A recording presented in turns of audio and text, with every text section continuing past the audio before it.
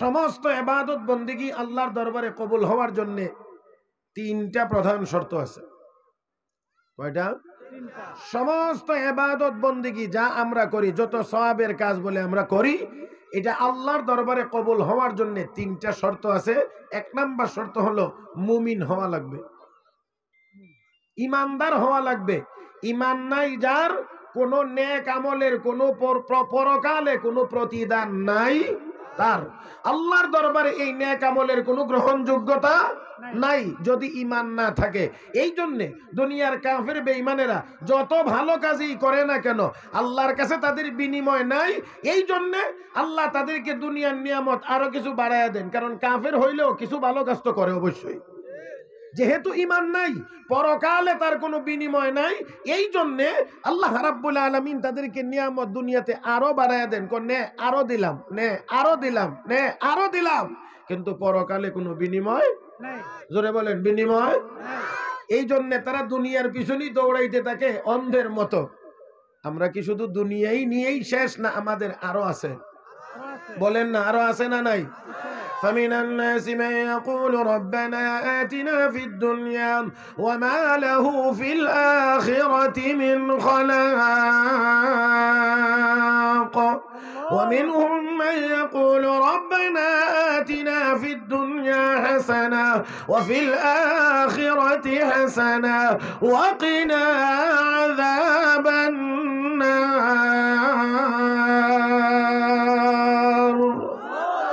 আর একটু আস্তে বলেন,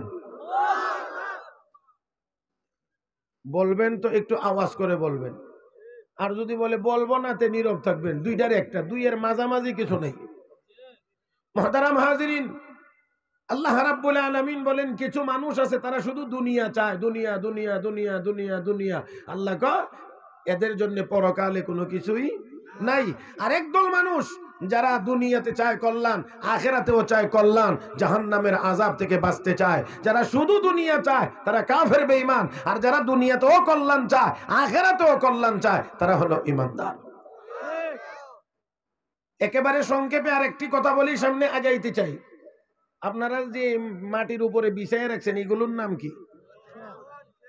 বন, খের। মাশাআল্লাহ, তো সবটি জানেন তাহলে দেখা যায়। হ্যাঁ, সাধারণত এই বন কার খাদ্য? মাশাআল্লাহ, বোঝা যায় আপনারা গরুও পালেন। তাহলে সাধারণত এই বন খের এটা গরুর খাদ্য। রাতের বেলা গরুটারে এইরকম এক আঞ্জা পরিমাণ খের দেওয়া লাগে, বন দেওয়া লাগে, সাথে এক গামলা পানিও দেওয়া লাগে। তাহলে খের খাইলো, পানিও খাইলো, গরু খাইয়া ঘুমাইলো। সকালে ঘুম থেকে উঠে কি করে? লেদা আসছে না, এরপরে আবার এতটি বন দেওয়া লাগে, আবার এতগুলো পানি দেওয়া লাগে। কথা কি ঠিক কিনা? তাহলে গরুটা রাতের বেলা খাইলো কেন? বাঁচার জন্যে। পান করলো বাঁচার জন্যে। সকালবেলা আবার ঘুম থেকে উঠলো, বাঁচলো আবার খাওয়ার জন্যে। রাত্রে খাইলো বাঁচার জন্যে, বাঁচলো সকালে আবার খাওয়ার জন্যে। এখন মানুষও যদি আমরা 2 প্লেট ভাত খাইলাম, তরকারি খাইলাম, ডাল খাইলাম, দুধ খাইলাম বাঁচার জন্যে, আর বাঁচলাম সকালে আবার খাওয়ার জন্যেই যদি হয়, তাহলে আমার আপনার জীবন আর গরুর জীবনের মধ্যে কোনো পার্থক্য থাকে না। বন্ধুরা আমার, তাহলে গরু খায় বাঁচার জন্যে, বাঁচে আরেকবার খাওয়ার জন্যে। আর মানুষ ইমানদার বাঁচে খাওয়ার জন্যে না। এই মানুষ খায় বাঁচার জন্যে আর বাঁচে আল্লাহর ইবাদত করার জন্যে। ব্যবধান আছে কিছু? তাহলে এবার আপনারা বলেন, যেই মানুষ শুধু খাইলো বাঁচবার জন্যে, বাঁচলো আরেকবার খাইবার জন্যে, সে আর গরুর মধ্যে কোনো পার্থক্য? আরে আমি গরু বলছি, আল্লাহ গরু থেকে আরো খারাপ বলছে।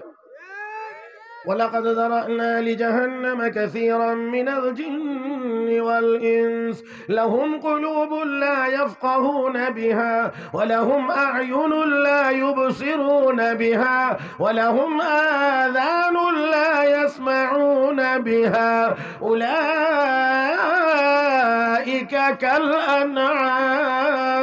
كالأنعام আরেকটু জোরে بل هم أضل أولئك هم الغافلون।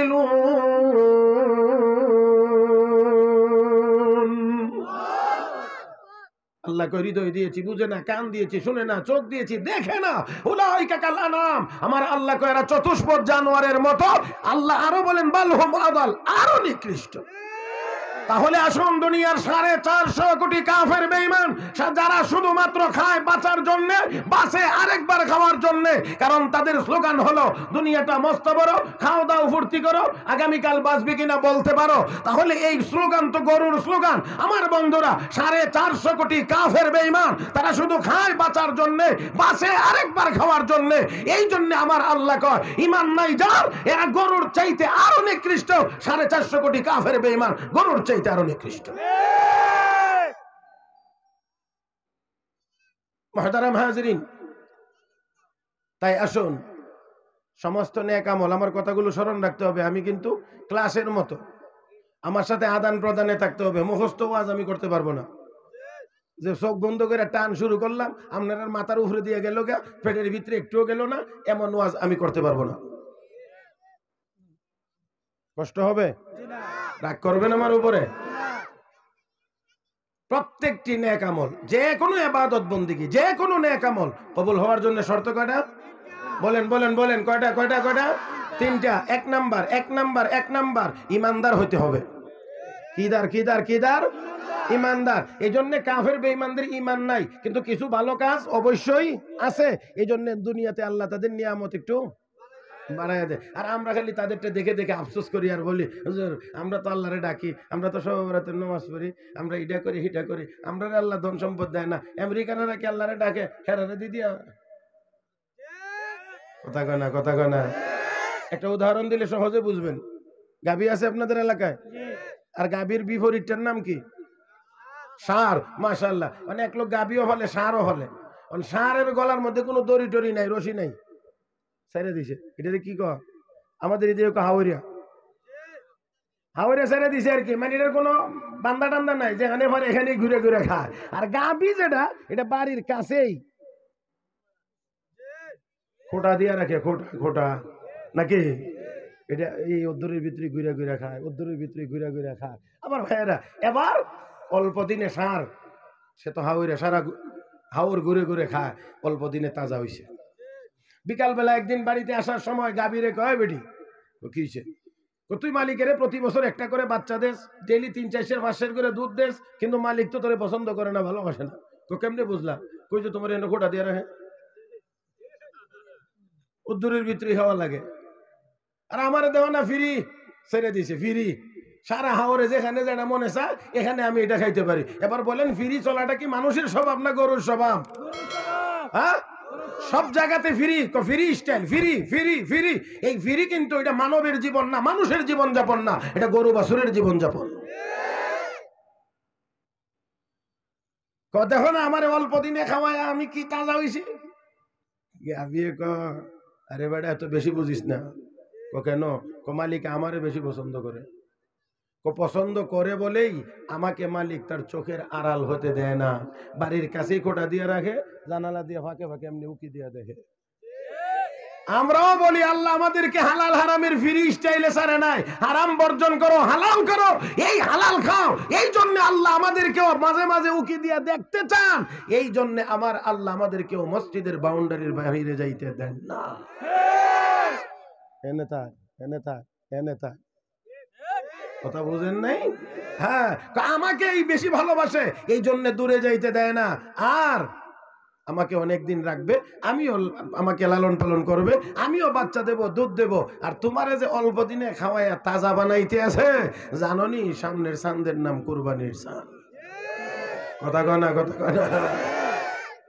এতক্ষণ তো আমি আমার মতো করে বলছিলাম, কোরআনে আল্লাহ এই কথাটাই আল্লাহর ভাষায় বলেছেন। لا يغرنك تقلب الذين كفروا في البلاد متاع قليل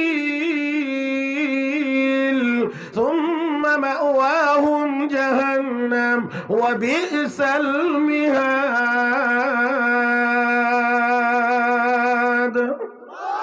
আল্লাহ রাব্বুল আলামিন বলেন, নবী গো, কাফের বেঈমানদের বাড়ি গাড়ি দালান কোঠা চাল চলন আর এই অবস্থা দেখে আপনি তথা আপনার উম্মত যেন ধোঁকায় পড়ে না যায়। ওগো নবী, এগুলো মাতাউল কলিল, সামান্য সম্পদ তাদেরকে দিয়েছি, অতঃপর তাদের ঠিকানা হবে,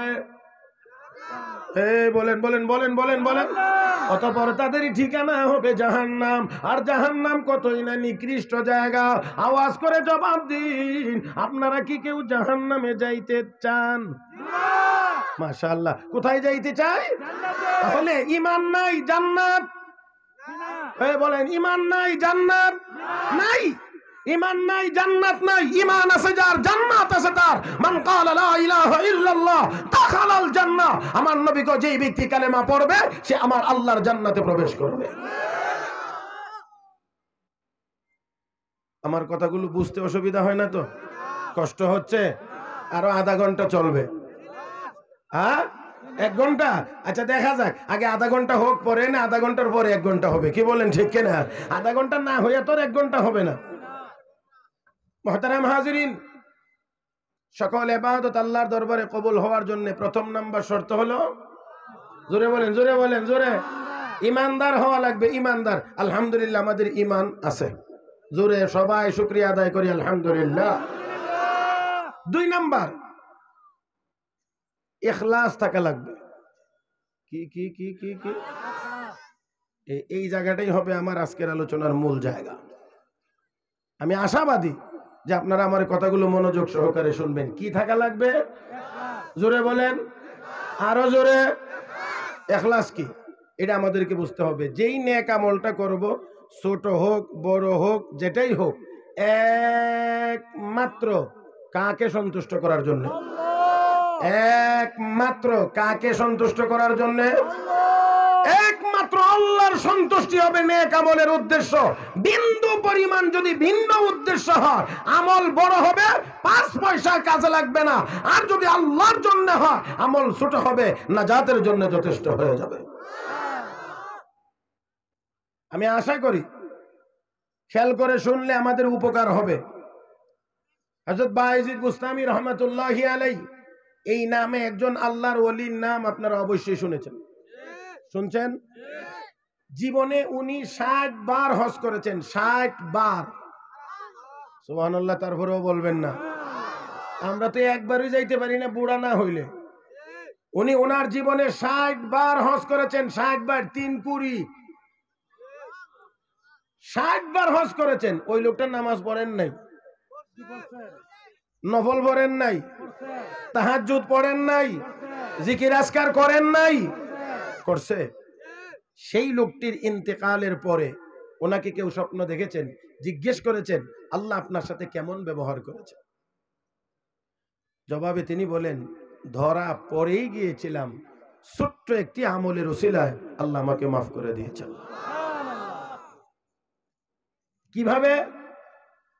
আল্লাহ আমাকে জিজ্ঞেস করলেন, বায়েজিদ আমার জন্য কি নিয়ে এসেছো, কি আমল করে এসেছো? যেই লোকটি জীবনে 60 বার হজ করেছে, তার আমলের ভান্ডারটা কত বড়। কিন্তু তিনি বলেন, আমি আল্লাহর দরবারে কোন আমল পেশ করব এই জন্য একটু চিন্তা করতেছিলাম। তো নামাজের কাছে গেলাম, যে আমি বলবো যে আল্লাহ তোমার জন্য নামাজ পড়ে এসেছি। সাথে সাথেই মনে চিন্তা জাগলো, আমি যদি বলি নামাজ পড়ে এসেছি এত বছর, আল্লাহ যদি বলেন 1 ওয়াক্তের নামাজও কবুল হয় নাই, তখন কি হবে? গেলাম রোজার কাছে, আল্লাহ এত বছর রোজা রেখেছি, আল্লাহ যদি বলেন একটা রোজাও কবুল হয় না, তখন কি হবে? গেলাম হজের কাছে, যদি বলি আল্লাহ 60 বার হজ করেছি, আল্লাহ যদি বলেন একটা হজও কবুল হয় না, তখন কি হবে? এই জন্য তিনি বলেন, আমি সর্বশেষ সিদ্ধান্ত নিলাম কোনো আমলের কথাই বলবো না। আল্লাহর কাছে তখন বললাম, আল্লাহ কোনো আমল করে আসতে পারি নাই, তবে ঈমানটা নিয়ে এসেছি, তোমার সাথে আমি কাউকে শরীক করি নাই।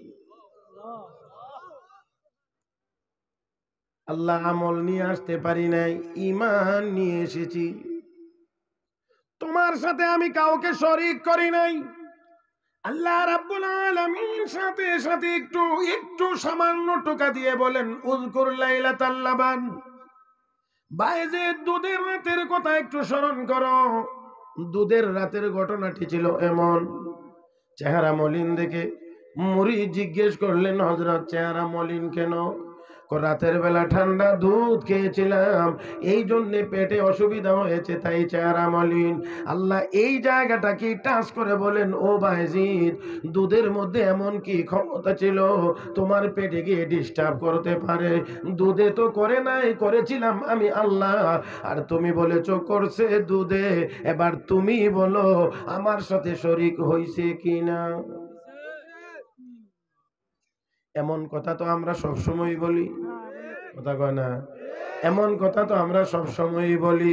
ঝড় তুফান আসলে লা ইলাহা ইল্লা আনতা সুবহানাকা ইন্নী কুনতু মিনাজ জালিমিন, লা ইলাহা ইল্লা আনতা। যখন গড় পড়ে না, তুফান চলে গেলে গিয়ে হুজুর গত বাজার থেকে যদি মোটা মোটা বাঁশ আইনা ফালা খুঁটি না লাগাইতাম, আজকের তুফানে যে যাতা দিছিল গড় থাকতো না। আল্লাহ রাব্বুল আলামিন বলেন, বায়েজিদ দুধের ক্ষমতা ছিল না, করেছিলাম আমি আল্লাহ। আর তুমি বলছো করছে দুধে, বলো শরীক হয়েছে কিনা? এবার বায়েজিদ বলেন, আমি চুপ হয়ে গেলাম, অসহায়ের মতো দাঁড়িয়ে রইলাম। নামাজ পেশ করতে পারলাম না, রোজা পেশ করতে পারলাম না, হজ পেশ করতে পারলাম না, ঈমান যাও পেশ করলাম, এটাও আবার ধরা পড়ে গেলাম। আমি হতাশ হয়ে দাঁড়িয়ে আছি। এমনি মুহূর্তে আমার আল্লাহ ডাক দিয়ে বলেন, বায়েজিদ টেনশনের কোনো কারণ নাই, তোমার জীবনের একটা ছোট্ট কাজ আছে আমার কাছে, কাজটা আমার কাছে বড় পছন্দ হয়েছে। আল্লাহু আকবার।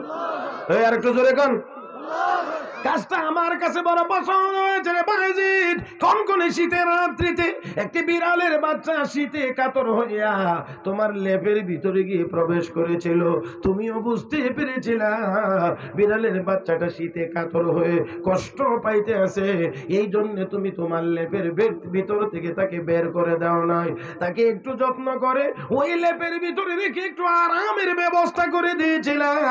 এই কাজটা যে হয়েছিল এটা একমাত্রই আমার একটি ক্ষুদ্র এবং দুর্বল মাখলুকের উপরে তোমার দয়া হয়েছিল, এখানে দুনিয়ার কোনো উদ্দেশ্য ছিল না। বায়েজিদ এই কাজটা আমার বড় পছন্দ হয়েছে, তোমার দয়া হয়েছে আমার একটি ক্ষুদ্র মাখলুক বিড়ালের উপরে, এই জন্যে আমারও দয়া হয়েছে তোমার উপরে। যাও রে বায়েজিদ, এই কাজের উসিলায় আমি আল্লাহ তোমাকে মাফ করে জান্নাতে যাওয়ার অনুমতি দিয়ে দিলাম। ও মুসলমান, তাহলে এবার আসুন বলি, কাজ কি বড় নাকি ছোট কাজ নাজাতের জন্য যথেষ্ট হয়ে গিয়েছে? ও বন্ধুরা, কাজ এখানে বড় না, কিন্তু কাজের ভিতরে ইখলাস ছিল বেশি। কথা বলেন, কথা বলেন, কথা বলেন। এই ক্ষুদ্র প্রাণীটা এটা আল্লাহর একটা মাখলুক, এটার উপরে দয়া হয়েছে, এইটারে লেফের ভিতরে জায়গা দিলে কেউ এক কাপ চা খাওয়াবে না, একটা পানও খাওয়াবে না, কিন্তু এতটুকু দয়া হয়েছিল এই জন্যে আল্লাহর ক্ষুদ্র দুর্বল একটি মাখলুক। এই জন্য আল্লাহ ও বায়েজিদ এই কাজটার মধ্যে দুনিয়ার কোনো উদ্দেশ্য মিশ্রিত ছিল না, এই জন্যে এটার উসিলায় তোমার সব ত্রুটি আমি আল্লাহ মাফ করে দিলাম। তাহলে এখন আপনারা একটু দয়া করে বলবেন কি আমার ভাইয়েরা, কাজ যদি ছোট হয় আর আল্লাহর দরবারে যদি কবুল হয়, আর কবুল তখন হবে ইখলাসের পরিমাণ যত কম হবে। এই আমার সাথে জবাব দিবেন, যত কম হবে না বেশি হবে? যত বেশি হবে ইখলাস, আল্লাহর দরবারে তত বেশি কবুল হবে, আমলের ওজন তত বেশি হবে। মুহতারাম হাজরিন, আয়াত তিলাওয়াত করেছিলাম, আল্লাহ রাব্বুল আলামিন আয়াতের ভিতরে বলেছেন, আমি তোমাদেরকে দুনিয়ায় পাঠাইলাম কেন? পরীক্ষা করে দেখব আইয়ুকুম আহসানু আমালা, কে বেশি সুন্দর আমল করো। কথাগুলো খেয়াল করে বুঝবেন, আল্লাহ বলেন নাই কে বেশি আমল করো, বেশি আমলের কথা আল্লাহ বলেন নাই, আল্লাহ বলছেন যে কে বেশি সুন্দর আমল করো, সুন্দর আমল করো। যত কারণে আমল বেশি সুন্দর হয় এর অন্যতম একটি কারণের নাম হলো ইখলাস। ইখলাস যত বেশি, আমল সুন্দর তত বেশি। এই জন্যে হাসরের ময়দানে আমার আল্লাহ আমল গণবেন না, 1 2 3 4 6 10 20 50 গণবেন না, আল্লাহ ওজন দিবেন। এটা বুঝেননি আপনারা? গণা এক জিনিস, ছোটটাও গণায় ওঠে, বড়টাও গণায় ওঠে। কথা গণা, কথা গণা। যেই জিনিস গণনা করে বিক্রি করা হয় এটা ছোটটাও গণা, বড়টাও গণা। আমার ভাইয়েরা, হালকাটাও গনা ভারীটাও গনা, কিন্তু ওজনের বেলা একটু ভিন্নতা আছে। আচ্ছা আপনারা বলেন, পাল্লার বাম সাইডে কি থাকে? পাথর। ডাইনের পাল্লায় কি থাকে?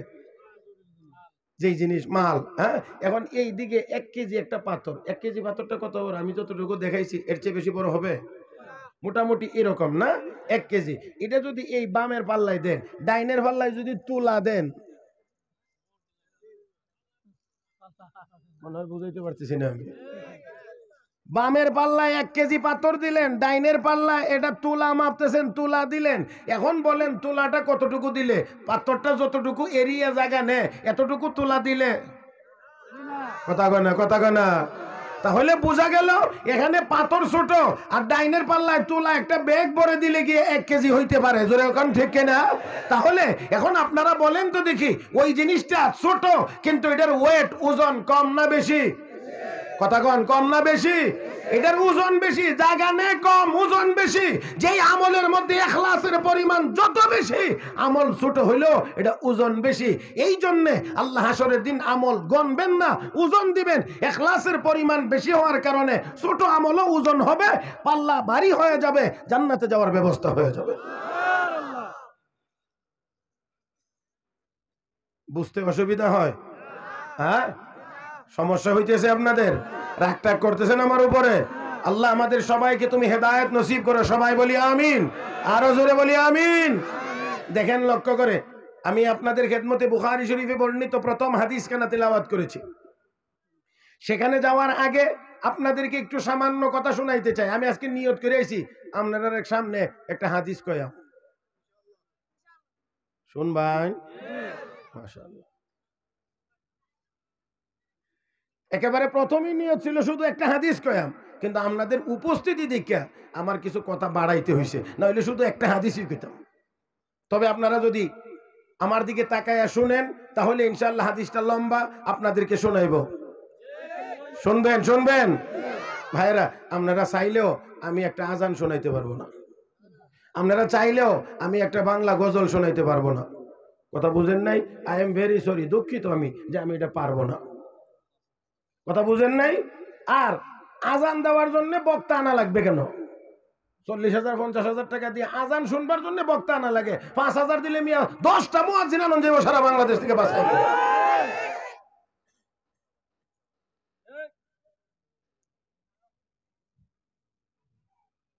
না, এমন মনে রাগ করতেছে? তাহলে আমার চেহারার দিকে তাকায় থাকবেন দয়া করে। বন্ধুরা আমার, আসুন, পূর্বের যুগের কোন এক নবীর কোন এক উম্মত রাস্তা দিয়ে হেঁটে যায়, তখন ওই সময়ে ওই দেশে দুর্ভিক্ষ, অভাব অনটন ছিল। আল্লাহর ওই বান্দা চলতে চলতে চলতে চলতে বিশাল মরুভূমি। আপনারা, আমি আশা করি যে আপনারা জানবেন, বুঝবেন মরুভূমি কাকে বলে, মরুভূমিতে কি থাকে। বালু, বিশাল ময়দান, শুধু বালু। আল্লাহর এই বান্দা এই রাস্তা দিয়ে হেঁটে হেঁটে যায় আর মনে মনে কয়, আল্লাহ এত বড় মাঠ ভর্তি বালু, এগুলোর যদি তুমি আটা বানায়া আমার দিয়ে দিতা, তাহলে আমি রুটি বানায়া দেশের অভাবী মানুষদেরকে খাওয়াইতাম। আল্লাহ এই আটা, এই বালুগুলোকে যদি আটা বানায়া আমাকে দিয়ে দিতা, আমি রুটি বানায়া অভাবী মানুষদেরকে খাওয়াইতাম। রুটি বানাইছে? আটা, বালু আটা হইছে? বালু আটা হয় নাই, উনিও রুটি বানায় নাই, খাওয়ানো সম্ভব হয় নাই। কিন্তু মনে মনে যেই কথা বলেছে, নিয়ত করেছে, আল্লাহ আমাকে যদি দিয়ে দিতা আমি আটা রুটি বানায়া মানুষকে খাওয়াইতাম। আল্লাহ আরশে আজিম থেকে সমকালীন নবীর কাছে ওহির মাধ্যমে জানায়া দিলেন, তোমার উম্মতকে জানায়া দাও, এই পরিমাণ আটা দিয়ে রুটি বানায়া খাওয়াইলে যত সওয়াব হইতো, আমার বান্দার শুধু নিয়তের কারণে আমি আল্লাহ তার আমল নামায় সেই পরিমাণ সওয়াব দান করেছি। এই জন্য বলা হয়েছে, নিয়াতুল মুমিনি খায়রুম মিন আমালিহি, নিয়াতুল মুমিনি খায়রুম মিন আমালিহি। মুমিনের নিয়ত তার আমলের চাইতে বেশি দামি। এই জন্য বুখারী শরীফের প্রথম হাদিসে ইমাম বুখারী ওই হাদিস বর্ণনা করেছেন, ইন্নামাল আমালু বিন্নিয়াত, সমস্ত ভালো কাজের ভালো ফল নির্ভর করে ভালো নিয়তের উপরে। এবারে আসেন, আয়োজকদের চিন্তা থাকে কোন বক্তারে দাওয়াত দিলে প্যান্ডেল বড় করে বান্ধন লাগে, আর পরের দিন চার দোকান গিয়ে গরম, ভাই শুনছেন কি আমরা ওয়াজ গেছে কালকে, এত মানুষ পর্দা টর্দা ছিঁড়া লাইছে, কথা কনা কথা কনা।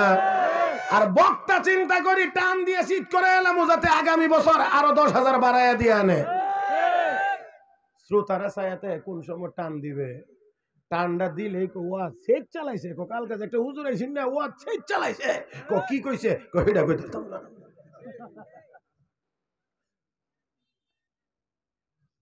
এবারে আসেন আপনাদেরকে একখানা দীর্ঘ হাদিস শোনাইতে চাই, শুনবেন? সবাই শুনবেন? একটু মেহেরবানি করে আমার দিকে তাকান। লম্বা হাদিস, আগে হাদিসের তেলাওয়াতটা শোনাইব। عن أبي هريرة رضي الله تعالى عنه قال قال رسول الله صلى الله عليه وسلم إن أول الناس يقضى عليه يوم القيامة رجل استشهد فأتي به فعرفه نعمه فعرفها قال فما عملت فيها قال قاتلت فيك حتى استشهدت قال كذبت ولكنك قاتلت لأن يقال هو جريء فقد قيل ثم أمر به فصعب على وجهه حتى ألقي في النار ورجل وسع الله عليه وأعطاه من أصناف المال كله فأتي به فعرفه نعمه فعرفها قال فما عملت فيها قال تعلمت العلم وعلمته وقرأت فيك القرآن قال كذبت ولكنك تعلمت العلم ليقال هو عالم وقرأت القرآن ليقال هو قارئ فقد قيل ثم أمر به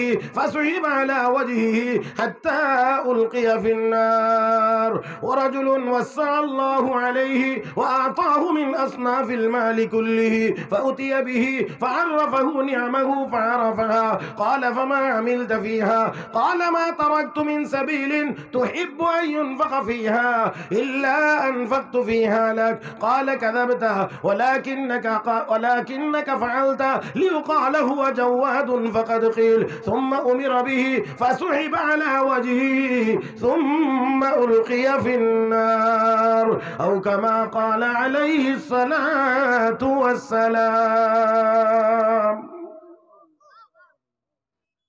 এতটুকু পর্যন্ত শুধু হাদিস। এবারে আসেন হাদিসের তরজমাটা আপনাদের সামনে পেশ করতে চাই, খেয়াল করে শুনবেন না ইনশাআল্লাহ আমার ভাইয়েরা। আল্লাহ রাব্বুল আলামিন যখন সর্বপ্রথম বিচারকের আসনে বসবেন হাসরের ময়দানে, ওই দিন আমার আপনার সকলের সামনে নাই না আছে, কথা কয় না, ওই দিন আমার আপনার সকলের সামনে নাই না আছে। বিচারক কে হবেন? কথা বলেন না, বিচারক কে হবেন? আরো আসতে বলেন, বিচারক কে হবেন? ওই দিন 9-6 চলবে, কথা কয় না, কথা কয় না, ওই দিন 9-6 চলবে না। দুনিয়াতে 9-6 চলে, কিন্তু ওই দিন 9-6 চলবে আমার ভাইয়েরা। কারণ স্বয়ং আল্লাহ নিজে বিচারক, যিনি সব দেখেন, সব দেখেন, সব শুনেন, সব বুঝেন। হ্যাঁ, এখন আল্লাহ সব ক্ষমতার মালিক। হাসরের দিন আল্লাহ যদি বলেন সব আমি দেখছি, তো কোনো কোনো নাদান বলতেও পারে যে আল্লাহ সব ক্ষমতা তো তোমার, আজকে যেটা তুমি কই দিই, আমরা আর কি করার আছে। এমন অনেক সময় আমরা বলি না কোনো ক্ষমতাবান ব্যক্তি ভাই আপনি যেটা কবেন দৈত্য, কিন্তু মনের ভিতরে বোঝা যায় যে কিছু অসন্তুষ্টি আছে। সব আল্লাহ দেখেন, সব আল্লাহ জানেন, কিন্তু এর পরেও প্রত্যেকটা মানুষের পিছনে আমার আল্লাহ 4 জন করে সাক্ষী দাঁড় করায় রাখছেন। ভালো কাজ করেন, মন্দ কাজ করেন, সাক্ষী আছে কয়জন?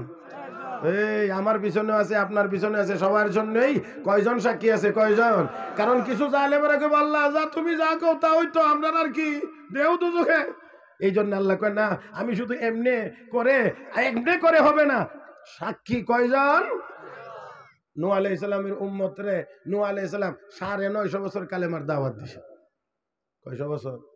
950 বছর কালেমার দাওয়াত দেওয়ার পরে হাসরের ময়দানে নূহ আলাইহিস সালামের উম্মতকে আল্লাহ বলবেন তোদের কাছে কি আমার পক্ষ থেকে কোনো নবী যায় নাই? কালেমার দাওয়াত কেউ নিয়ে যায় না? কোন আল্লাহ গেলে কি আমরা মানতাম না? আমরা কেউ তো পাগল নি, গেলে তো আমরা মানলাম, কেউ গেছে না। আচ্ছা বলেন কয়দিন দাওয়াত দিছে? 950 বছর বলা সহ 9.5 সেকেন্ড সময়ও লাগে না, কিন্তু 950 বছর মিলাইয়া দেখেন আপনার বয়স, আপনার বাবার বয়স, আপনার দাদার বয়স, আপনার দাদার বাপের বয়স, দাদার দাদার বয়স, সারাটা মিলাইলেও 950 বছর হবে না। পয়গম্বর নূহ আলাইহিস সালাম 950 বছর কালেমার দাওয়াত দিয়েছে। পবিত্র কোরআনে আল্লাহ এই মর্মে একটা সূরা নাজিল করেছেন, সূরা নূহ।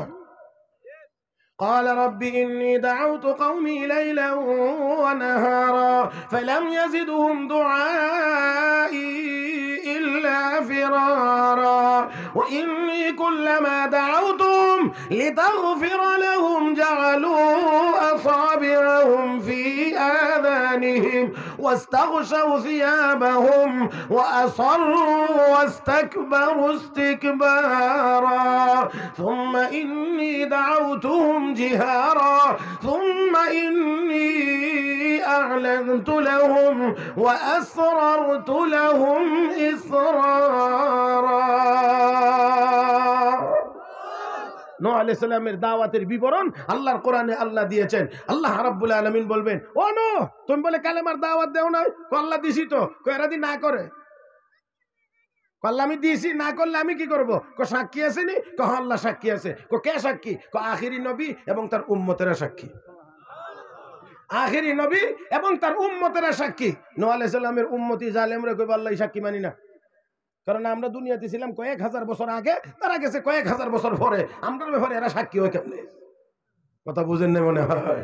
আমরা ছিলাম কয়েক হাজার বছর আগে, তারা গেল কয়েক হাজার বছর পরে, তারা আবার আমাদের ব্যাপারে সাক্ষী হবে কেমনে? এই সাক্ষী মানি না। তখন আল্লাহ বলবেন, ও আখিরি নবীর উম্মতেরা, তোমরা যদি এরা সাক্ষী মানে না, তোমরা সাক্ষী কেমনে দিবে? তোমরা তো ওই যুগে ছিল না।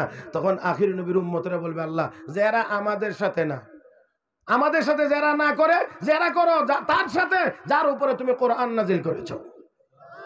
কারণ তোমার নবীর উপরে কোরআন নাজিল করেছো। কোরআন পরে আমরা জেনেছি নূহ পয়গম্বর কালেমার দাওয়াত দিয়েছেন, এই জন্য আমরাও সাক্ষী দিয়েছি। অতএব যারা করলে তোমার নবীর সাথে করো। এখন আল্লাহ রাব্বুল আলামিন নবীকে বলবেন, বন্ধু, আপনার উম্মতি এমন এমন সাক্ষী দেয়, আপনি তাদের পক্ষে বিপক্ষে কি বলেন? আল্লাহ রাব্বুল আলামিনের দরবারে পয়গম্বর তখন বলবেন, আল্লাহ, তোমার কোরআন সত্য, আমার উম্মতের সাক্ষীও সত্য। তোমার কোরআন সত্য, আমার উম্মতের সাক্ষীও সত্য। এই জন্য আল্লাহ রাব্বুল আলামিন প্রত্যেকটা মানুষের পিছনে কয়জন করে সাক্ষী আছে? কয়জন কয়জন কয়জন কয়জন? এক নাম্বার, শুধু আঙ্গুল গনে গনে চলে যেতে হবে। এক নাম্বার সাক্ষী, যেই জায়গায় বসে, যেই জায়গায় দাঁড়িয়ে, অথবা যেই জায়গায় শুয়ে আপনি যেই কাজটি করেন, গুনার কাজ বা সওয়াবের কাজ, এই জমিন আপনার পক্ষে বিপক্ষে হাসরের ময়দানে সাক্ষী হবে। إذا زلزلت الأرض زلزالها وأخرجت الأرض أثقالها وقال الإنسان ما لها يومئذ تحدث أخبارها بأن ربك أوحى لها চিৎকার মেরে কোন আল্লাহু আকবার। আমার বন্ধুরা, ওই দিন জমিন কথা বলবে, কারণ আল্লাহ রাব্বুল আলামিন বলবেন, জমিন তুই কথা বল। আল্লাহু আকবার। হে মুসলমান, জমিন কথা বলবে। আল্লাহ আমার উপরে বসে ওয়াজ শুনছে, আল্লাহ আমার উপরে বসে সিনেমা দেখছে। কথা কনা, কথা কনা। ও মুসলমান, তাহলে যাই কিছু করেন, ভালো করেন মন্দ করেন, জমিন এক নাম্বার সাক্ষী। দুই নাম্বার হলো আমার আপনার শরীরের যে অঙ্গ প্রত্যঙ্গ, এইগুলো হবে আমার আপনার পক্ষে বা বিপক্ষে সাক্ষী। ও মুসলমান, এই হাতটাকে বলি আমার হাত, আপনি বলেন আপনার হাত, আসলে এগুলো আমার আপনার কাছে আমানত। প্রকৃত মালিক একমাত্র। জবান খুলে বলেন একমাত্র। ই আমানত চন্দে রোজা নজদে মাস দর হकीकत মালিকে হর শে খুদা। সবগুলো আমার আপনার কাছে আমানত। প্রকৃত মালিক একমাত্র, একমাত্র আল্লাহ। এই জন্য আমার আল্লাহ স্মরণ করায় দিয়া বলেন, আলাম নাজআল লাহু আইনাইন ওয়া লিসানান ওয়া শাফাতাইন। বান্দা চোখ দুইটা কি দেই নাই? ঠোঁট দুইটা কি আমি আল্লাহ দেই নাই? বান্দা জবানটাকে আমি আল্লাহ দেই নাই? হে মুসলমান, চিৎকার করে আওয়াজ করে বলেন, কে দিয়েছেন? আমার বন্ধুরা, চোখ আল্লাহর দেওয়া, হাত আল্লাহর দেওয়া, ঠোঁট আল্লাহর দেওয়া, সবগুলো আমার আল্লাহর দেওয়া নিয়ামত। এইগুলো আমার আপনার কাছে আমানত। অনেক মানুষের হাত আছে, নাড়াইতে পারে না, পাও আছে, হাঁটতে পারে না। তাহলে বোঝা গেল এইগুলোর প্রকৃত মালিকানা আমাদের হাতে না। এই অঙ্গ প্রত্যঙ্গগুলো হাসরের ময়দানে সাক্ষী হবে। আল ইয়াউমা নাখতিমু আলা আফওয়াহিহিম ওয়া তুকাল্লিমুনা আইদিহিম ওয়া তাশহাদু আরজুলুহুম বিমা কানু ইয়াকসিবুন। ওই দিন জবান বন্ধ করে দিয়ে হাতকে বলবে তুই কথা কর, হাতে বলবে আল্লাহ আমার দিয়ে আরেকজনকে ঘুষি মেরে দাঁত ফাটাইলেছিল। আল্লাহ এই কোণে দিয়ে আরেকজন রে ফিট ফাটাইলেছে। কাজেই মনে রাখবেন, আমরা তো একটু শক্তিশালী হলে দুর্বলটা দেখলে নাকটা ফাটাইলাম, নাক ফাটাইলে বেটা তুই দেখ এমন অনেক হাতওয়ালা আছে হাত লড়াইতে পারে না। 2 নম্বর সাক্ষী পড়ে গেছে 2টা। 3 নম্বর হলো কিরামান কাতিবিন ইয়ালামুনা মা তাফআলুন, ফেরেশতা আছে নিয়োজিত। মা ইয়ালফিজু মিন কাউলিন ইল্লা লাদাইহি রাকিবুন আতীদ, যা আপনি বলবেন ফেরেশতারা সাথে সাথে ভুল হওয়ার কোনো আশঙ্কা, জোরে কর না, ভুল হওয়ার কোনো আশঙ্কা। ঘুষ টুসও তারা খায়। আমাদের দেশে তো আবার হিটে চলে, যার কারণে একজনের বিল আর একজনের আমল নামা তুইটা বসে থাকে। কথা কয় না, এরকম ঝামেলা বাজে না মাঝে মাঝে, একজনের নাম একজনের জমি আর একজনের নামে উঠে রইছে, এরকম হয়নি মাঝে মাঝে? কিন্তু ফেরেশতাদের মধ্যে এই ভুল হওয়ার কোনো আশঙ্কা নাই। আমার ভাইয়েরা, তাহলে কয়জন হয়েছে? কয়জন? 3 জন। 4 নম্বর হলো যে আমল নামাটা তৈরি করতেছে, লিখতে আছে, এটা হবে হাসরের ময়দানে প্রত্যেকের হাতে হাতে দেওয়া হবে। এবার আপনারা বলেন আমল নামাটা কোন হাতে চান? যারা যারা চান ডাইন হাতে, তারা একটু ডাইন হাতটা উঠান তো দেখি। এই ডাইন হাতে আমল নামা চান? নারে তাকবীর! আল্লাহ তুমি কবুল করো, মঞ্জুর করো, জোরে বলো না আমিন। হাত নামান। তো বাম হাতে বেশি করে চা খায়েন, বাম হাতে গ্লাসে পানি খায়েন। কোন হাতে? ডাইন হাতে না? আচ্ছা, স্মরণ থাকে যেন আমার ভাইয়েরা। তাহলে এবারে আসেন, ডাইন হাতে যাদের আমল নামা দেওয়া হবে। আল্লাহ এত আয়াত আমি তেলাওয়াত করি, 1 নম্বর তো আমি হাফেজ না, 2য় নম্বর কথা হলো যে আমার পক্ষে এতগুলো আয়াত তেলাওয়াত করে শোনানো সম্ভব না, সময়ের স্বল্পতার কারণে সম্ভব হবে না।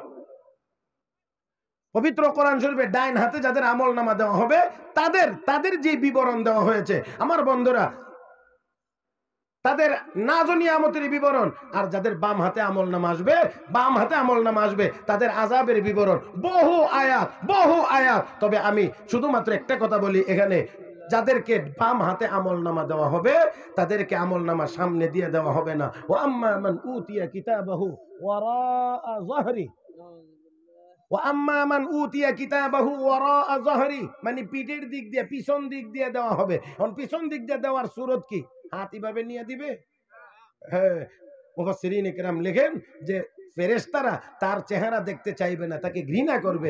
এই জন্য পিছনে দাঁড়ায়া বাম হাতটা ধরবে, বুকের ভিতর দিয়ে ছিদ্র করে ঢুকাইবে, মানে জাতা দিবে, হাড্ডি গুড্ডি ভেঙ্গে পিঠ দিয়ে টান দিয়ে বের করে তার হাতে আমল নামাটা দিয়ে ফেরেশতা চলে যাবে। আল্লাহু আকবার। ওই আমল নামাওয়ালারা সেদিন আমল নামা পড়বে আর বলবে কি? এটা আল্লাহ কোরআনে উল্লেখ করেছেন, মালি হাযাল কিতাব লা ইউগাদিরু সাগীরাতান ওয়ালা কাবীরাতান ইল্লা আহসাহা ওয়া ওয়াজাদু মা আমিলু হাযিরা ওয়ালা ইয়াযলিমু রাব্বুকা আহাদা। এই আমল নামার কি হলো? ছোটটাও বাদ পড়ে নাই, বড়টাও বাদ পড়ে নাই, সবগুলো এখানে লিপিবদ্ধ আছে। আমার বন্ধুরা, এবার আওয়াজ করে বলুন, দুনিয়ার জীবনে 9-6 চললেও হাসরের ময়দানে কোনো 9-6 চলবে? আরো জোরে বলেন, চলবে না? মুহতারাম হাজিরিন, তাহলে আসুন, আল্লাহ যখন সর্বপ্রথম বিচারকের আসনে বসবেন, আল্লাহর আদালতে সর্বপ্রথম 3 জন মানুষকে হাজির করা হবে। কয়জন? জোরে বলেন, কয়জন? 3 জন মানুষকে হাজির করা হবে। আমার বন্ধুরা, একজন হবেন শহীদ, 2য় নাম্বার আলেম ও কারি, 3 নাম্বার ব্যক্তিটা হবেন দানবীর। আওয়াজ করে বলেন, এই 3 জন ব্যক্তি যা পদ আর পদবি শুনলেন, খারাপ না ভালো? শহীদ ভালো, আলেম কারি ভালো, দানবীর ভালো। আল্লাহ এই তিনজন ব্যক্তিকে সামনে হাজির করবেন। ভালো করে খেয়াল করে মনোযোগ সহকারে শুনবেন। আল্লাহর হাবিব বলেন, সর্বপ্রথম আমার আল্লাহ শহীদ ব্যক্তিটাকে ডাক দিবেন, ও আব্দুর রহমান, দুনিয়াতে তোমাকে আমি এই এই নিয়ামত দিয়েছিলাম। বলে, হ্যাঁ আল্লাহ দিয়েছিলেন। এত নিয়ামত পাইয়া তুমি কি শুকরিয়া আদায় করেছো, কি কাজ করে এসেছো আমার জন্য? তখন ওই আল্লাহর বান্দা বলবে, আল্লাহ গলা কাটাইয়া শহীদ হইয়া তোমার দরবারে হাজির হয়েছি। আল্লাহ আমি গলা কাটাইছি, তোমার দ্বীনের জন্য আমার জীবনটা কুরবানি দিয়ে ফেললাম। আল্লাহ রাব্বুল আলামিন সাথে সাথে তাকে জবাব দিয়ে বলবেন, কাযাবতা, তুই মিথ্যাবাদী, তুই মিথ্যাবাদী। ওয়ালাকিন্নাকা কাতালতা লিআইয়ুকালা হুয়া জারিউন। বান্দারে, আমার দ্বীন জিন্দা করার জন্য না, আমার কাছে ফজিলতার মর্তবার জন্য না, আমার কাছে কোনো কিছুর বিনিময়ের জন্য তুই তোর জীবন দেস না। তুই জীবন দিয়েছিলি এই নিয়তে লোকেরা তোকে বড় বাহাদুর বলবে, লোকেরা তো দুনিয়াতে বড় বাহাদুর তোকে বলেছে। ও বন্ধুরা, আল্লাহ রাব্বুল আলামিন বলবেন, তুই মিথ্যাবাদী, আমাকে সন্তুষ্ট করার জন্য তুই যুদ্ধ করিস নাই, শাহাদত বরণ করিস নাই। করেছিলে, লোকেরা তোকে বড় বীর বাহাদুর বলবে। তো যেই আশায় যেই নিয়তে করেছিলে, দুনিয়াতে লোকেরা তোকে বড় বাহাদুর বলেছে, আমার কাছে তো তুই কোনো বিনিময় চাস নাই, এই জন্য আমার কাছে কোনো বিনিময় নাই। সুম্মা উমিরা বিহি, আল্লাহর নির্দেশ চলে আসবে, এবার তাকে উল্টায় জমিনে ফেলানো হবে, পায়ের মধ্যে রশি লাগানো হবে, আর চেহারাটা শুধু তামার জমিনে লাগা থাকবে। এমতা অবস্থায় টেনে টেনে ওই লোকটাকে জাহান্নামে নিক্ষেপ করা হবে। আওয়াজ করে জবাব দিন, এই লোকটার কাজের ঝামেলা না নিয়তের ঝামেলা? কথা কি বুঝছেননি আপনারা? এই লোকটার কাজ খারাপ না নিয়ত খারাপ? তাহলে নিয়ত খারাপ হওয়ার কারণে কাজ বড় ভালো করার পরেও ওই লোকটা জান্নাতে যাওয়ার কোনো ব্যবস্থা হবে না। আমার ভাইয়েরা, জীবনটা দিয়ে দেওয়া এটা কি এত সোজা কথা নাকি? একজন মানুষ তার জীবন দিয়ে দেওয়া, এটা তার সর্বোচ্চ কোরবানি। সর্বোচ্চ কোরবানি দেওয়ার পরেও যদি ভিতরে উদ্দেশ্য থাকে লোকেরা আমাকে বীর বাহাদুর বলবে, তাহলে জীবন দিয়েও জাহান্নামে যাওয়া লাগে। আর যদি নিয়ত ঠিক থাকে, বিড়াল রে একটু আরামের ব্যবস্থা করে দিয়েও জান্নাতে যাওয়ার ব্যবস্থা হয়ে যায়। কথা বলেন ঠিক কিনা আমার ভাইয়েরা? তাহলে আসুন, আমার মূল ক্লাস কি আপনাদের স্মরণ আছে? প্রত্যেকটি ইবাদত আল্লাহর দরবারে কবুল হওয়ার জন্য শর্ত কয়টা? তিনটা। এক নাম্বার ঈমান থাকা লাগবে, দুই নাম্বার হলো ইখলাস থাকা লাগবে। ইখলাস যদি না থাকে, তাহলে শহীদ হয়েও জাহান্নামে যাইতে হবে। তাহলে এবারে আরেকটু বোঝার চেষ্টা করি, শহীদের জন্য আল্লাহ রাব্বুল আলামিনের পক্ষ থেকে কিছু পুরস্কার আসেনি না নাই? আমি এত পুরস্কারের কথা বলতে পারবো না। ইবনে মাজাহ শরীফের এক হাদিসে আল্লাহ রাসূল 6টা পুরস্কারের ঘোষণা করেছেন। আমি সেই 6টার দিকে যাইতে পারবো না, শুধুমাত্র আপনাদেরকে একটু সামান্য শুধু বোঝার জন্য একটা নমুনা বা স্যাম্পল আপনাদের সামনে পেশ করতে চাই। রাহমাতুল লিল আলামিন নবী মুহাম্মদুর রাসূলুল্লাহ সাল্লাল্লাহু আলাইহি ওয়াসাল্লামের সাহাবী হযরত জাফর ইবনে আবি তালিব রাদিয়াল্লাহু তাআলা আনহু এক যুদ্ধে সেনাপতি হয়েছিলেন। ভালোভাবে খেয়াল করবেন, সেনাপতি আল্লাহ রাসূল 3 জন ঘোষণা করেছিলেন, ওনার আগেও একজন, ওনার পরও একজন। লম্বা ঘটনাকে আমি খুব সংক্ষেপ করে বলছি। নবী বললেন, জাফর যাও, বাড়ি থেকে বিদায় নিয়ে আসো। হযরত জাফর ইবনে আবি তালেব গেলেন বিদায় আনার জন্য, স্ত্রীর সাথে সাক্ষাৎ করলেন, বললেন, আমাকে বিদায় দিয়ে দাও, আমি যুদ্ধের ময়দানে চলে যাচ্ছি, আল্লাহ রাসূল আমাকে সেনাপতি নিযুক্ত করেছেন। স্ত্রী ডাক দিয়ে বলেন, স্বামী আপনি যাবেন? বলে, হ্যাঁ যাইবেন, আপত্তি নাই। তো আপনাকে নিয়ে আমি একটু দোয়া করতে চাই, আপনি শুধু আমার সাথে আমিন বলবেন। ভালো কথা। স্বামী স্ত্রী দুইজনে হাত তুলছেন, স্ত্রী দোয়া করে, স্বামী আমিন আমিন বলতে আছে। এক পর্যায়ে স্ত্রী দোয়া করে, আল্লাহ আমার স্বামীকে যুদ্ধের ময়দান থেকে গাজী বানাইয়া পুনরায় আবার আমার কোলে ফিরিয়ে দিও। হযরত জাফর ইবনে আবি তালেব সাথে সাথে দোয়া ছেড়ে দিলেন, তরবারিটা হাতে নিলেন, উল্টায়া যে জায়গাটা ধান নাই এই জায়গাটা দিয়া ও স্ত্রীর মুনাজাতরত হাতের মধ্যে আঘাত হালকা আঘাত করে কয়, রাখো তোমার দোয়া। তোমার এই দোয়া রাসূলের ইচ্ছার বিরুদ্ধে চলছে, আর নবীর ইচ্ছার বিরুদ্ধের দোয়া আল্লাহর দরবারে কবুল হতে পারে না। কারণ আমার নবী আমার নাম 2 নাম্বার ঘোষণা করেছেন। আমার আগেও একজন সেনাপতি আছে, আমার পরেও একজন সেনাপতি আছে। অতএব এই কথা প্রমাণ করে আজকের যুদ্ধে আমি নির্ঘাত শাহাদাত বরণ করব। আর তুমি কেউ তোমার কোলে ফিরে আসার জন্য আল্লাহর দরবারে দোয়া, নবীর ইচ্ছার বিরুদ্ধে দোয়া কবুল হবে না। আমার বন্ধুরা, তিনি যখন বাড়ি থেকে বের হয়ে যান, মোটামুটি সবাই তো জেনে গেছে আর জীবিত ফেরত আসবে। কথা কনা কথা কনা, আর জীবিত ফেরত আসবে না। এই জন্য আব্দুল্লাহ বিন জাফর অল্প বয়সী বাচ্চা বাবার পিছনে পিছনে হাঁটে আর ডাকে আব্বা আব্বা আব্বা আব্বা বলে ডাকে। হযরত জাফর পিছনের দিকে ফিরেও তাকান না। এই জন্যে এই মুহূর্তে যদি সন্তানের চেহারার দিকে তাকাই, তার চোখের পানি যদি আমি দেখি আর আমার চেহারাটাও যদি সে দেখে, মায়া মমতা বেড়ে যাইতে পারে। আল্লাহর নবীর নির্দেশ পালন করা সম্ভব নাও হতে পারে। এই জন্য তাকাইলেন না। আমার বন্ধুরা যুদ্ধের ময়দানে গেলেন, 2 নম্বরে সেনাপতির দায়িত্ব তার হাতে এসেছে।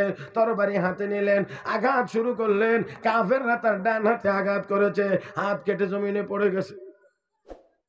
বাম হাতে এবার ইসলামের পতাকা উত্তোলন করলেন, ইসলামের ঝান্ডা উঁচু করলেন। বাম হাতে কোপ দিয়েছে, বাম হাত কেটে জমিনে পড়ে গেছে। কাটা অংশ দিয়ে বুকের সাথে জড়িয়ে ধরে রেখেছে ইসলামের ঝান্ডা। মাটিতে পড়তে দেয় নাই, মাটিতে পড়তে দেয় নাই। আর জীবনের শেষ মুহূর্তে পাশের সাহাবীকে ডাক দিয়ে বলেন, রে ভাই শোনো, সর্বশেষ আমার জীবনের শেষ সালামটা আমার নবীর কাছে আমার পক্ষ থেকে পৌঁছায় দিও। আর নবীকে জানিয়ে দিও, জীবনের শেষ মুহূর্তেও ইসলামের ঝান্ডাকে মাটিতে পড়তে দেই নাই, উঁচু করে ধরে রেখেছি। আমার বন্ধুরা, আল্লাহর নবী রাহমাতুল লিল আলামিন এই সাহাবীর ইন্তেকালের পরে, শাহাদাতের পরে অন্য আরেক সাহাবী স্বপ্নে দেখলেন, জিজ্ঞেস করেন, ও ভাই জাফর, আল্লাহ রাব্বুল আলামিন তোমার সাথে কেমন ব্যবহার করেছেন? ডাক দিয়ে বলেন, আমার আল্লাহ আমাকে ডেকে বলেন, জাফর রে, দুনিয়ার জীবনে দ্বীন কায়েমের জন্য, ইসলামের জন্য, আমাকে সন্তুষ্ট করার জন্য 2টা হাত কাটাইয়া শহীদ হয়ে তুই দুনিয়া থেকে বিদায় হয়ে আসলে, আমি আল্লাহ তোকে বিনিময়ে 2টা হাত ফেরত দিতে চাই না। হে জাফর, আমি আল্লাহ তোর হাতের জায়গায় তোর 2 বাহুতে 2টা নূরের পাখা লাগাইয়া দিলাম। 2টা পাখা লাগাইয়া দিলাম। এই পাখা দিয়ে তুই জান্নাতের যেই জায়গায় মনে চাই উড়ে বেড়াবে, যে কোনো গাছের ফল মনে চাই তুই খাবে। যদি একটু আরামের প্রয়োজন হয় তাহলে আমার আরশের নিচে এসে আরাম করবে। ও মুসলমান, তাহলে একবার দেখেন, এই শহীদ এত পুরস্কার পায়, এত কিছু পায়, আর ওই শহীদ হইয়াও জাহান্নামে যায়। আমল খারাপ না নিয়ত খারাপ? বুঝতে অসুবিধা হয় না তো? বুঝতে, আমার কথাগুলো বুঝতে অসুবিধা হয় আমার ভাইয়েরা? তাহলে কাজ খারাপ না নিয়ত খারাপ? তাহলে নিয়ত খারাপ হওয়ার কারণে এত বড় কাজ করে ও জান্নাতি না জাহান্নামী? তাহলে এবার আমরা যদি করি তাহলে আমরা চলে যাব জান্নাতে। কষ্ট হইতেছে না? 7টা তো বাজে, কই না আমার ভাইরা? জি জি, এই ভাই, জি, আমি যদি এখন কই চলতো নি তো আপনারা সবাই কবেন চলক। কাজেই এই চালাইলে তো হবে না। যদি চালাইতেই পারতাম, এই সময় থাকতো, তে কি আর মাগরিবের পরে বসতাম? এটাও তো একটা বুঝতে হবে যে উনি মাগরিবের পরে কেন। আমার ভাইরা, যে আল্লাহ সভাপতি সাহেব কইলে তো এখানে আবার একটু ফেস আছে, কারণ তিনি তো সবার প্রতি, কথা কয় না? হ্যাঁ, তাহলে ওনার কথাটা রাখতে হয়। আচ্ছা ঠিক আছে, আমি কেরাতের তো বিভিন্ন স্টাইল আছে। কোনো কেরাত আছে দেখবেন এক আয়াতই টান দিলে জায়গা 2 মিনিট, আবার তারাবির নামাজের কেরাত দেখবেন 2 মিনিটে 3 রাকাত শেষ। তো কাজেই সবটাই তো জানা আছে, কথা বলেন ঠিক কিনা? এই হাসরের ময়দানে সর্বপ্রথম বিচারের সম্মুখীন হবে কয়জন? কথা কয় না, কয়জন? 1 নাম্বার এই শহীদ জান্নাতি না জাহান্নামী? কাজ খারাপ, কাজ খারাপ। ওই আওয়াজ করে বলেন না কেন কাজ খারাপ? তাহলে বোঝা গেল কাজ ভালো হইলে আল্লাহর দরবারে কবুল হয় না, নিয়ত ভালো হওয়া লাগে। কাজেই শুধু সুর দিয়া লম্বা টান দিয়া ওয়াজ করলেই কবুল হয় না, ভিতরেও ইখলাস থাকা লাগে। মুহতারাম হাজিরিন, 2 নাম্বারটাই আসি, তাইলে একবারে আমরা ডাইরেক্ট পাইয়ে নেবেন। 2 নাম্বার ব্যক্তি হবেন আলেমো, কথা কয় না আলেমো, কথা কয় না রে, আমার সাথে সবাই বলেন, বলেন আলেমো। মাশাআল্লাহ, আল্লাহ তাকে বলবেন মাওলানা সাহেব, কারি সাহেব, বক্তা সাহেব, সভাপতি সাহেব রে কইতো না থাকে, হুজুরে নিয়ে আলাপ নেই, আমরাই যাই। আলেমো কারি, জি লাব্বাইক। আল্লাহ দুনিয়াতে অনেক নিয়ামত দিয়েছিলাম, হ্যাঁ অবশ্যই দিয়েছিলেন আল্লাহ। কি করছো? সে 3টা কথা বলবে। মাওলানা সাহেব, কারি সাহেব যে সে 3টা কথা বলবে, শুনবেন 3টা? আল্লাহ আজকে আমার ব্যাখ্যার সময় নাই, শুধু শিরোনাম পত্রিকা পড়ার মধ্যে দেখেন না বড় বড় করে লাইন লেতে, হেডলাইন, শিরোনাম। 3টা কি? 1 নাম্বার আল্লাহ তাআল্লামতুল ইলমা, ইলম শিখছি। 2 নাম্বার ওয়া আল্লামতু, শিখাইছি। 3 নাম্বার ওয়া ক্বারাতু ফিকাল কোরআন, আল্লাহ তোমার কোরআন তেলাওয়াত করছি। আপনারা বললেন যে 3টা বলছি আমি, এলেম শিখছি, এলেম শিখাইছি, কোরআন তেলাওয়াত করছি, কোনটা খারাপ? কোনটা বলেন, কোনটা খারাপ? ওমা কথা কয় না কেন, কোনটা খারাপ? এলেম অর্জন করা ফজিলত কি পরিমাণ! রাস্তা দিয়ে হাঁটলে নূরের ফেরেশতারা তাদের পায়ের নিচে নূরের ডানা বিছাইয়া সম্মান জানায়। বর্তমান পৃথিবীতে অনেক দেশে অনেক রাষ্ট্রপতি গেলে এক দেশের আরেক দেশে লাল একটা কার্পেট বিছাইয়া দেয়, এটার উপরে হাইটে গেল রাষ্ট্রপতিকে লাল গালিতে সংবর্ধনা দেওয়া হয়েছে আমাকে, কথা কয় না। আর নূরের ফেরেশতারা, একেবারে ছোট্ট করে বলছি, হযরত ইমাম গাযালি রাহমাতুল্লাহ মাদ্রাসায় যান, সব দিক ভালো, মাদ্রাসায় যাইতে একটু লেট, বিলম্ব। উস্তাদ জিজ্ঞাসা সবই ঠিক আছে, আইতে দেরি হয় কেন? হুজুর এর চেয়ে যদি দ্রুত আমি আসতে চাই তাহলে পাখির ডানাগুলো ভেঙে যাওয়ার আশঙ্কা আছে, এই জন্য আমি দ্রুত আসতে পারি না। হুজুর কইটা কোনটা? পাখি উড়ে শূন্যে, তুমি হাঁটো জমিনে, তোমার হাঁটার সাথে পাখির ডানার কি সম্পর্ক? ডাক দেখ হুজুর, আমি যখন বাড়ি থেকে বের হই মাদ্রাসার দিকে রওনা করি, রাস্তায় উঠি, তখন আমি দেখি এক ধরনের বিশেষ পাখি, এক কালারের, 2 দিক দিয়ে লাইন ধরে দাঁড়ায় রাস্তা, আর তাদের 2 দিক থেকে ডানাগুলো এইভাবে করে বিছাইয়া দেয়, আর আমি এই ডানার উপর দিয়ে হেঁটে হেঁটে আমি মাদ্রাসা পর্যন্ত হাজির হই। এই জন্য আমি দ্রুত হাঁটতে পারি না, যে আমি দ্রুত হাঁটলে ডানাগুলো ভেঙে যাইতে পারে। উস্তাদ চোখের পানি ছেড়ে দিয়ে ছাত্রকে বুকের সাথে জড়িয়ে ধরে বলে, বাবা এটা অবশ্যই পাখি না, ডানাও ভাঙার কোনো আশঙ্কা নাই। আমার নবী যে বলেছেন, ওয়া ইন্নাল মালাইকাতা লা তামাউ আজনিহাতাহা রিদান লিতালিবিল ইলম, সম্মানিত ফেরেশতারা তাদের নূরের ডানা বিছায়া তালিবুল ইলমকে সম্মান করে, পাখির সুরতে আল্লাহ তোমার সম্মানের জন্য ফেরেশতাগুলো পাঠাইয়া দিয়েছেন।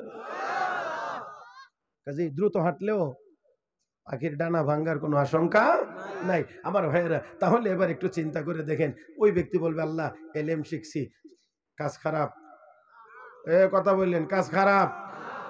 2 নাম্বার ও আল্লামতুহু, আল্লাহ এলেম শিখাইছি, এলেম শিখাইছি, মাদ্রাসায় পড়াইছি, মসজিদে ইমামতি করেছি, জুম্মায় বয়ান দিছি, মাহফিলে ওয়াজ করছি, ঈদগাহ ওয়াজ করছি, সব যে কোনো ভাবেই তো এলেম শেখানো যায়। আল্লাহ এলেম শিখাইছি। আমার জিজ্ঞাসা করবো, আল্লাহ 29 বছর ধরে হয়েছে ওয়াজের বয়স, কত ওয়াজ করছি। ও আল্লাম তো, নবীকে জিজ্ঞেস করা হয়েছে, হুজুর 2 জন ব্যক্তি সম্পর্কে আপনার মতামত চাই।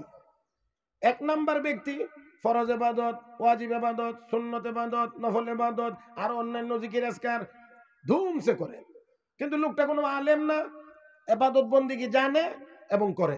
আরেকজন আলেম ফরজ ইবাদত, ওয়াজিব, সুন্নতে মুআক্কাদা পর্যন্ত পড়ে, নফল মুস্তাহাব জিকির আজকার এগুলো বেচারার করার টাইম নাই, এরপরে আইসে কিতাব পড়া, মাদ্রাসায় কিতাব পড়া। এখন হুজুর এই বেচারা নফল মুস্তাহাব পড়ে না, কিতাব পড়া ফরজ ওয়াজিব সুন্নতে মুআক্কাদা ঠিক আছে, আর এই বেটা নফল পড়ে মুস্তাহাব পড়ে আরো আরো আরো আরো। এখন দুইজনের মধ্যে কে উত্তম? আল্লাহ রাসূল কয় শোনো, যেই ব্যক্তি ফরজ ওয়াজিব সুন্নতে মুআক্কাদা পর্যন্ত ঠিক, এরপরে দ্বীনি ইলম শিখায়, এই ব্যক্তির মর্যাদা কত বেশি বুঝতে চাও? তোমাদের মধ্যে একজন সাধারণ মানুষের চাইতে আমি নবীর মর্যাদা যত বেশি, ওই ইবাদতকারীর চাইতে ওই আলেমের মর্যাদা ইলম শিখানোর কারণে তত বেশি। কাজ খারাপ, কথা কয় না, কাজ খারাপ। তাহলে বেটা কয় মৌলানা সাহেব কারি সাহেব কয়টা কইব? কয়টা?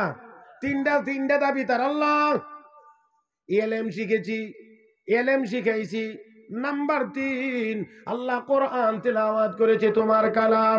আমার বন্ধুরা, কোরআন তেলাওয়াত এটা স্বতন্ত্র ইবাদত, আলাদা ইবাদত। আল্লাহ রাব্বুল আলামিন তিনটা শোনার পরে বলবেন কাযাবতা, তুইও মিথ্যাবাদী। ওয়ালাকিন্নাকা তাআল্লামতাল ইলমা লিয়ুকালা হুয়া আলিমুন ওয়া ক্বারাতাল কুরআনা লিয়ুকালা হুয়া কারিউন।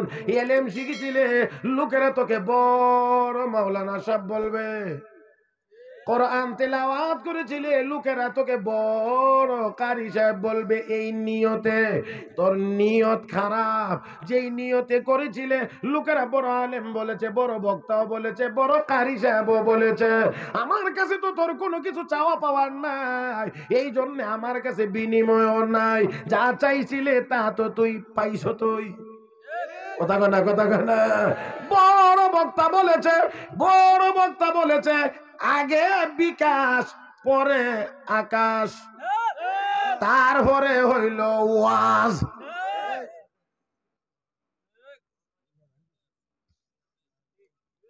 মুহতারাম হাজিরিন, কিছু বিবেক বুদ্ধি খাটানো উচিত। শরীয়তের ইলম না থাকলেও কিছু বিবেক বিবেচনাও তো আমাদেরকে আল্লাহ দিয়েছেন, অন্তত এই জায়গাটাও আমাদের কাজ করা দরকার।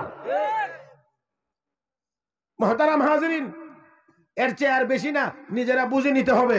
আমার বন্ধুগণ, তাহলে আসুন, আল্লাহ রাব্বুল আলামিন আলেম ও কারিকেও ছাড়বেন না। তুই ইলম শিখেছিলে, বড় আলেম বলবে লোকেরা, এই জন্য বলছে বড় মুহাদ্দিস, বড় মুফাসসির, আন্তর্জাতিক খ্যাতি সম্পন্ন যুগের শ্রেষ্ঠ বক্তা, সব বলছে। আমার কাছে কোনো বিনিময় নাই, যা তুইও জাহান্নামী। ওই আগের লোকটার মতো তাকেও টেনে টেনে জাহান্নামে নিক্ষেপ করা হবে। আওয়াজ করে জবাব দিবেন, কাজ খারাপ না নিয়ত খারাপ? 3 নাম্বারটা 2 মিনিটে বলে শেষ করার চেষ্টা করব, হুজুর যেহেতু বলছেন। এই জন্য শুধুমাত্র দানবীর, কি বীর? কথা কয় না, কি বীর? দানবীর। আল্লাহ বলবে, তোর অনেক টাকার মালিক বানাইছিলাম। জি আল্লাহ। কি করছ? আল্লাহ মসজিদ বানাইছি, মাদ্রাসায় দিছি, ওয়াজের ফ্যান্ডেলের সবটা টাকা আমি দিলাইছি,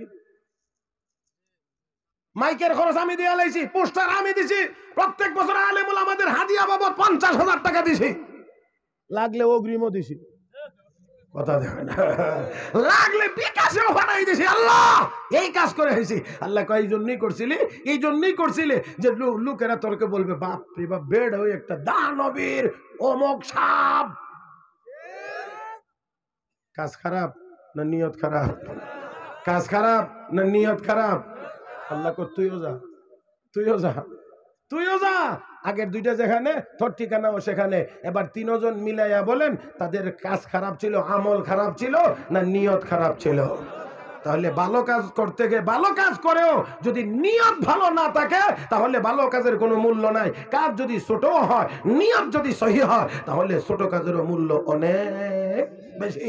সর্বশেষ একটা ছোট্ট ঘটনা শোনাইয়া আজকের আলোচনা শেষ করতে চাই। হযরত রবি ইবনে সুলাইমান রাহমাতুল্লাহি আলাইহি বহুত বড় আল্লাহর ওলি, হজ করার জন্য রওনা করেছেন। কুফায় গেলেন, রাত্রি থাকবেন সিদ্ধান্ত হয়েছে। খুব সংক্ষেপে শুনবেন। কুফায় রাত্রি যাপন করবেন।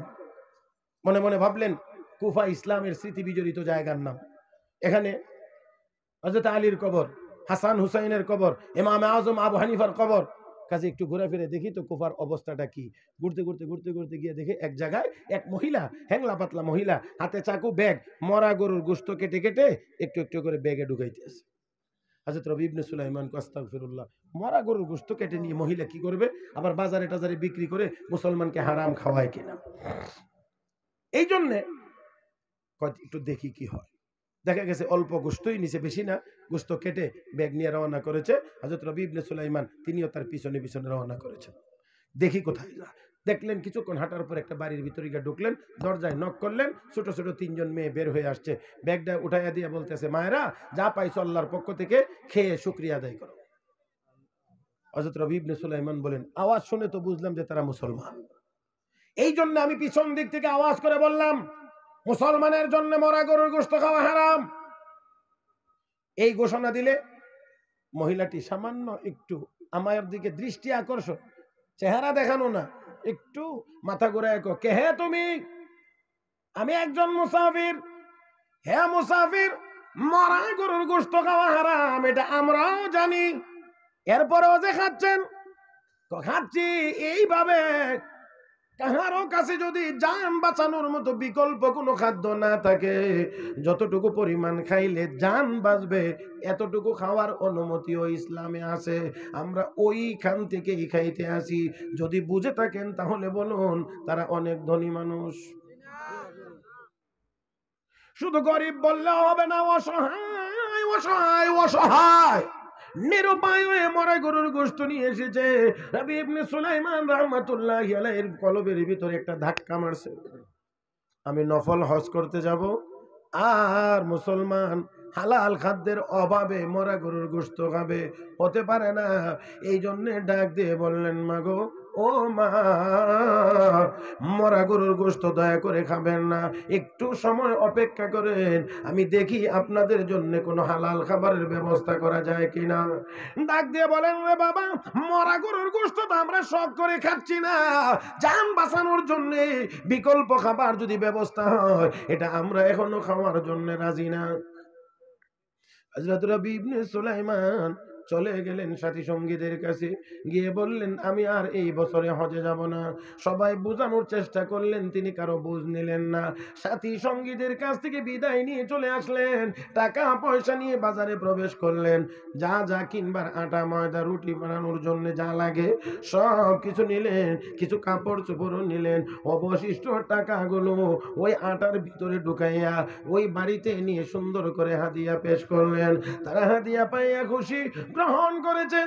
মা দোয়া করে, আল্লাহ আমাদের ক্ষুধার্ত পেটে যেই ব্যক্তি খাবারের ব্যবস্থা করে দিলেন, আমাদের পরনে কাপড়ের ব্যবস্থা করে দিলেন, প্রভু গো, দুনিয়া আখিরাতের সকল সমস্যার সমাধানের জিম্মাদার তুমি আল্লাহ হয়ে যাও।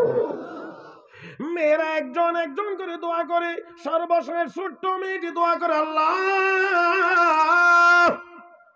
যেই ব্যক্তি আমাদের পরনে কাপড়ের ব্যবস্থা করে দিলেন গো, আমাদের পেটে ক্ষুধার্ত পেটে খাবারের ব্যবস্থা করে দিলেন, ওগো আল্লাহ তোমার দরবারে ফরিয়াদ জানাই, হাসরের ময়দান যেদিন কায়েম হবে, তোমার বন্ধু আমাদের নানা জান। আল্লাহু আকবার। আপনারা যদি বুঝেন তাহলে বুঝছেন, আর যারা বুঝেন নাই তারা জানেন, নবীর বংশের লোক যারা পরবর্তীতে দুনিয়ায় আসে তারা নবীকে নানা বলে সম্বোধন করে।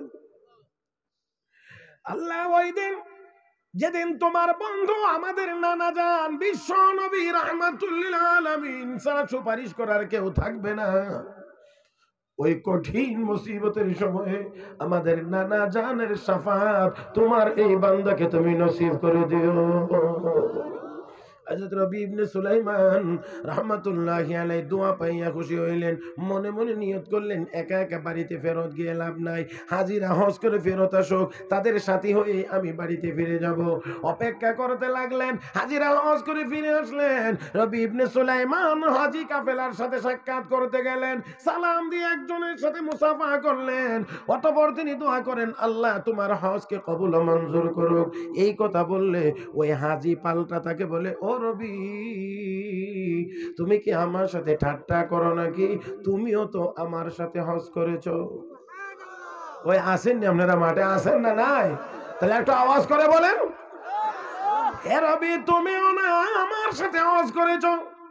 কেমন কথা, আমি রইলাম কুফায়, আমি রইলাম কোপায়, তারা গেল মক্কা মদিনায়। আমি কেমন করে হজ করলাম? গেলেন আরেকজনের কাছে, সালাম দিলেন, মুসাফা করলেন, অতঃপর দোয়া করেন, আল্লাহ তোমার হজকে কবুল ও মঞ্জুর করুন। এবার ওই হাজি আরো অ্যাডভান্স হয়ে কো, ও রবি, তুমি আমার সাথে কেমনে ঠাট্টা করো, বিদ্রুপ করো? আমার হজের কথা তুমি বলো, তোমার হজের কথা বলো না। তুমিও তো আমার সাথে হজ করলা, তুমি না আমার সাথে আরাফায় ছিলা, তুমি না আমার সাথে মুজদালিফায় ছিলা, তুমি না আমার সাথে মিনায় জামারাতে পাথর নিক্ষেপ করেছো, হে নবী তুমি না আমার সাথে আল্লাহর ঘর তওয়াফ করেছো?